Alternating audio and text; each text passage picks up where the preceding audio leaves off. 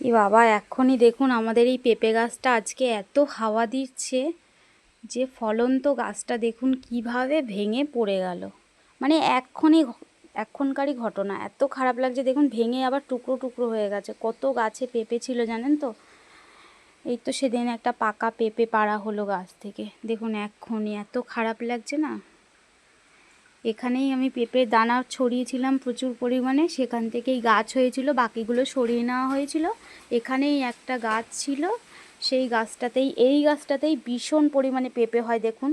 এই যে সবেই পেঁপেগুলো পড়েছে দেখুন, কষ ছড়ছে, এই মাত্রই ঘটলো দেখুন। এত হাওয়া হচ্ছে না আজকে, পুরো ঝড়ের মতন হাওয়া দিচ্ছে।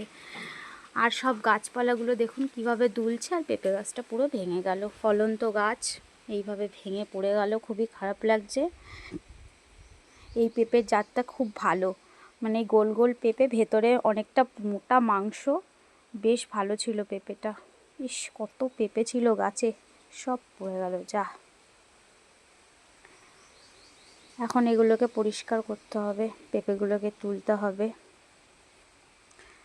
কি আর করা যাবে, খুবই খারাপ লাগলো, গাছটা ভেঙে গেল। পেছনে আমাদের এরকম একটা ভালো পেঁপে গাছ ছিল, তো ওই গাছটা এরকম হাওয়াতে হাওয়াতে ভেঙে পড়ে গেছে। এই একটা গাছেই পেঁপে হতো, আর বাকি গাছগুলো সব খারাপ হয়ে গেছে। ভীষণ খারাপ লাগছে।